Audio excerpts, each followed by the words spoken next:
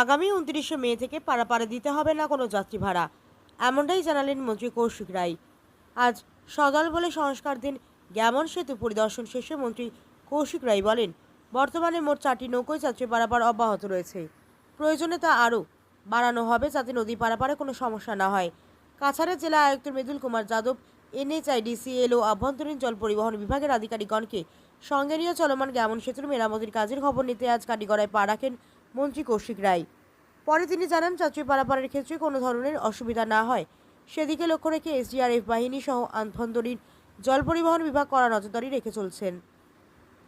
এদিকে NHIDCL এর general manager Gauranga Deoghar জানিয়েছেন যে নির্ধারিত সময় আগেই গ্যামন সেতুর মেরামতের কাজ সম্পন্ন করা হবে। এ পর্যন্ত সেতুর 2টো জয়েন্টের মেরামতের কাজ অব্যাহত রয়েছে। মোট 4টি জয়েন্টেরই কাজ মেরামত করা হবে।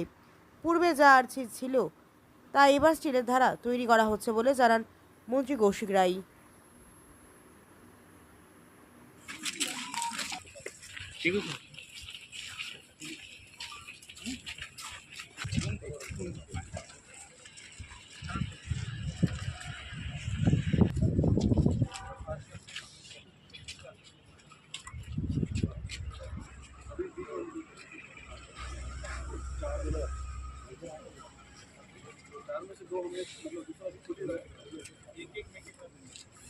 करने के लिए क्रेन में तो जानी पड़ती है ना वहाँ पे, तो फिर क्रेन नहीं जा पाएगी, वो प्रॉब्लम है। विदाउट क्रेन का काम नहीं होता।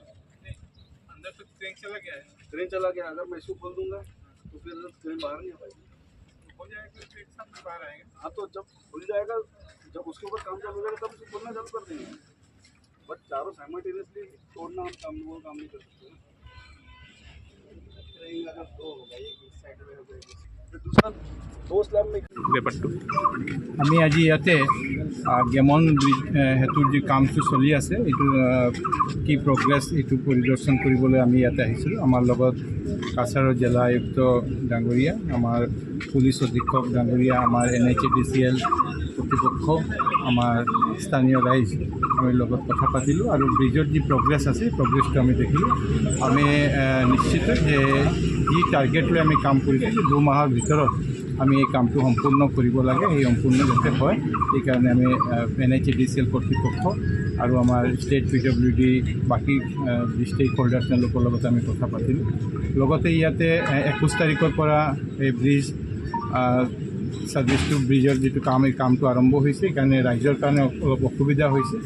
ৰাইজে ইয়াতে বৰাক নদীতে ফেৰী দি পাৰ কৰি আছে। ইয়াত প্ৰশাসনৰ ফালৰ পৰা আমাৰ বোটৰ ব্যৱস্থা কৰা হৈছে। 4টা বোট নিয়মিতভাৱে ইয়াতে কাম কৰি আছে। ষ্টেণ্ড বাই এটা বোট ৰখা হৈছে। আমি চেষ্টা কৰি আছোঁ আৰু বোট যদি আমি বঢ়াব পৰা যায়। লগতে ইয়াতে আগতে জিলা প্ৰশাসনৰ ফালৰ পৰা আমাৰ যি ষ্টুডেণ্টৰ অহা যোৱাৰ যি পইচা দিব লাগে সেইটো ফ্ৰী কৰি দিয়া হৈছে। অহা পৰহিৰ পৰা আজি 27 তাৰিখ 29 তাৰিখৰ পৰা ৰাইজৰ কাৰণে এইটো পুৰাপুৰি ফ্ৰী কৰি দিয়া হ'ব, যাতে ৰাইজক সেইটোৰ কাৰণে কোনো পইচা দিব নালাগে।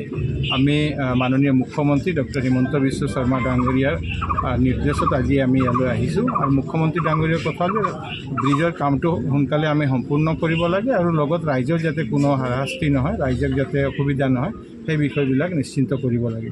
আমি আশা কৰোঁ যে সময়ৰ ভিতৰত NHIDCL কৰ্তৃপক্ষই এই কামটো সম্পূৰ্ণ কৰিব।